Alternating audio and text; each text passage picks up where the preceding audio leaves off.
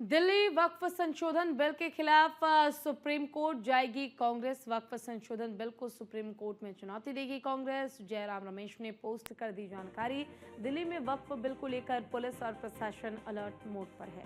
तो देखिए, इस वक्त की बड़ी और अहम जानकारी हम आपको दे रहे हैं। वक्फ संशोधित बिल को लोकसभा राज्यसभा से पास कर दिया गया है, लेकिन अब इस बिल पर आपत्ति जता रही है कांग्रेस पार्टी और साफ ये कहा जा रहा है कि इस पूरे मामले को लेकर, यानी कि वक्फ बिल को लेकर सुप्रीम कोर्ट जाएगी कांग्रेस पार्टी। वक्फ संशोधित बिल के खिलाफ सुप्रीम कोर्ट कांग्रेस पार्टी जाएगी और सुप्रीम कोर्ट में इस बिल को चुनौती देगी। जयराम रमेश ने पोस्ट कर इसकी जानकारी दी है। दिल्ली में वक्फ बिल को लेकर पुलिस और प्रशासन अलर्ट मोड पे है।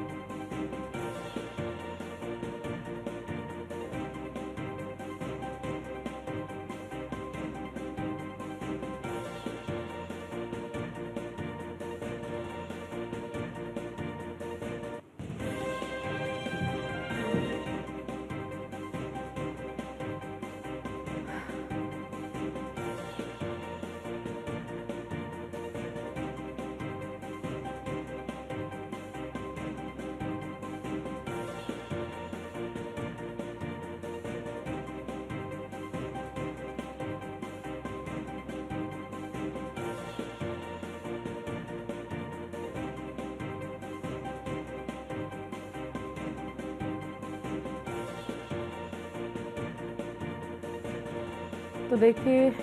वक्फ संशोधित बिल का विरोध किया जा रहा है विपक्ष की ओर से और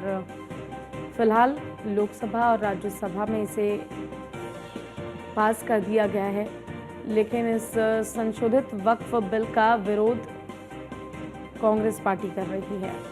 जयराम रमेश का एक पोस्ट जो आप अपने स्क्रीन पर भी देख रहे हैं, इस पोस्ट में उन्होंने कहा है कि हम इस संशोधित वक्फ बिल को नहीं मानते हैं, हम इसे चुनौती देंगे, हम सुप्रीम कोर्ट जाएंगे, सुप्रीम कोर्ट में जाकर हम आवाज़ उठाएंगे इस वक्फ संशोधित बिल के खिलाफ।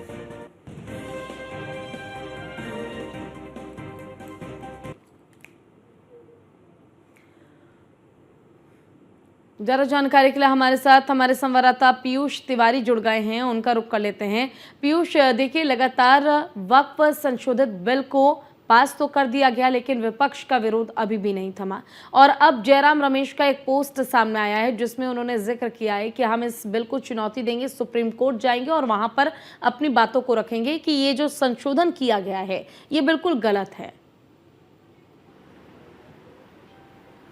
बिल्कुल, अगर हम बात करें तो एनडीए की सरकार ने, यानी कि बीजेपी की सरकार ने इस बिल को ना सिर्फ लोकसभा बल्कि देर रात कल आपने देखा कि राज्यसभा से भी कहीं ना कहीं पास करा लिया और किसी भी तरीके से कोई चुनौती जो है ना लोकसभा में उन्हें मिली, ना राज्यसभा में मिली। हालांकि बहस लंबी हुई, विपक्ष के नेताओं ने भी अपनी बात रखी, कई संशोधन जो है वो इस बिल में कराने के लिए अपने प्रस्ताव रखे थे, लेकिन उन विपक्ष के नेताओं के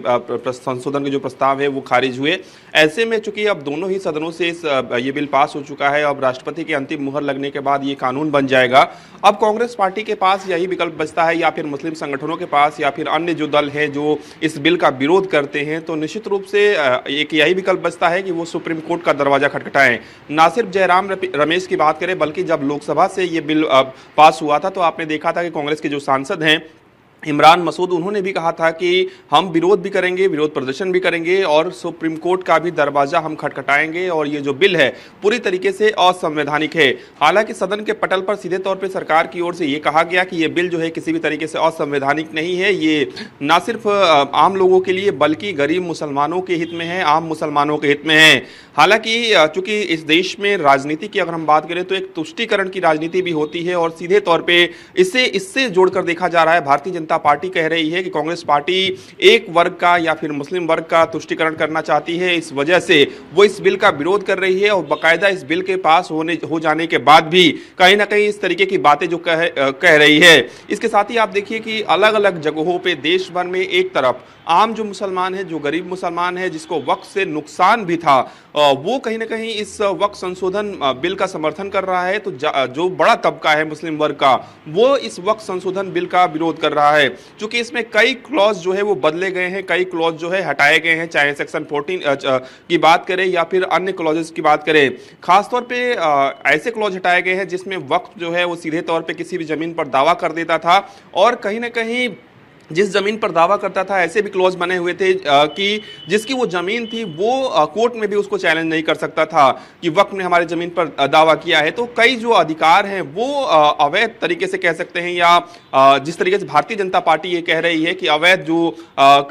तरीके से कानून जो है वो बनाए गए या उस तरीके की जो परमिशन है वो उसमें दी गई थी और इसको हमने खत्म करने का जो काम है वो कहीं ना कहीं किया है। ऐसे में अब कांग्रेस पार्टी पर सबकी निगाहें टिकी हुई है कि सुप्रीम कोर्ट का अगर दरवाजा खटखटाती है कांग्रेस पार्टी, जैसा कि कांग्रेस पार्टी जिक्र कर रही है, तो सुप्रीम कोर्ट में भी जो तमाम जो विशेषज्ञ हैं, अलग अलग जो जानकार हैं सुप्रीम कोर्ट के या कानूनी पहलुओं को समझते हैं, तो उनका कहना है कि सरकार जब इस बिल को पास करा चुकी है तो कोर्ट जाने के बाद भी उतना बड़ा फायदा जो है संभवतः कहीं ना कहीं कांग्रेस को या फिर मुस्लिम संगठनों को नहीं मिलेगा, क्योंकि सुप्रीम कोर्ट सर्वोपरि होता है, दलीलें सुनेगा, उसके बाद अपना फैसला देगा। लेकिन जो जानकार हैं वो कह रहे हैं कि जब बिल पास हो जाता है तो उतनी स्थितियां उस बिल में परिवर्तित जो है वो नहीं होती है। हालांकि एक जो मैसेज है वो कांग्रेस पार्टी देना चाहती है मुस्लिम समाज के लोगों को कि कांग्रेस पार्टी जो है वो मुस्लिम समाज की हितैषी है और मुस्लिम समाज के साथ खड़ी है। क्योंकि आपने देखा कि जो एनडीए के सहयोगी दल है, चाहे वो चिराग पासवान की बात करें, चाहे वो नीतीश कुमार की बात करें, चाहे वो तेलुगु देशम पार्टी टीडीपी से चंद्रबाबू नायडू की बात करें या फिर अन्य जो दल हैं जिन्हें खासतौर पे उनके क्षेत्र में मुस्लिम समाज का भी वोट मिलता है, तो उन्होंने सीधे तौर पे इस संशोधन बिल का समर्थन किया। तो अब मुस्लिम संगठन ये कह रहे हैं कि कई जो मुस्लिम संगठनों के बड़े नेता हैं वो कह रहे हैं कि आने वाले चुनाव में हम सबक सिखाएंगे। और चूंकि बिहार की बात करें तो नीतीश कुमार का एक बड़ा जो जनाधार है, जो एक बड़ा तबका है मुस्लिम समाज का, वो भी कहीं ना कहीं उनकी पार्टी को वोट देता है। चिराग पासवान की अगर हम बात करें तो वो उनकी भी पार्टी को एक बड़ा तबका वोट देता है। हालांकि उन्होंने एनडीए के साथ जाना ठीक समझा और एक पक्ष में उन्होंने मतदान किया, लेकिन एक बात तो स्पष्ट है कि अब ये जो मामला है, चूंकि आपने देखा कि all India Muslim personal law board ने भी कहा है कि हम जो है बड़ा विरोध प्रदर्शन करेंगे। यहां तक कई मुस्लिम संगठनों ने कहा कि हम जिस तरीके से शाहीन बाग का हमने प्रदर्शन किया, शाहीन बाग को शांतिपूर्ण प्रदर्शन इन मुस्लिम संगठनों ने बताया।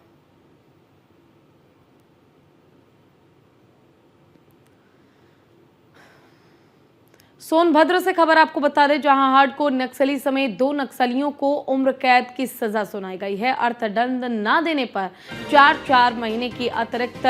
भुगतानी होगी कैद। और यूपी, एमपी, बिहार, झारखंड और छत्तीसगढ़ में 10 लाख के इनामी हार्डकोर नक्सली मुन्ना विश्वकर्मा का आतंक था। 15 साल हुई राम वृक्ष की हत्या के मामले में सजा सुनाई गई है।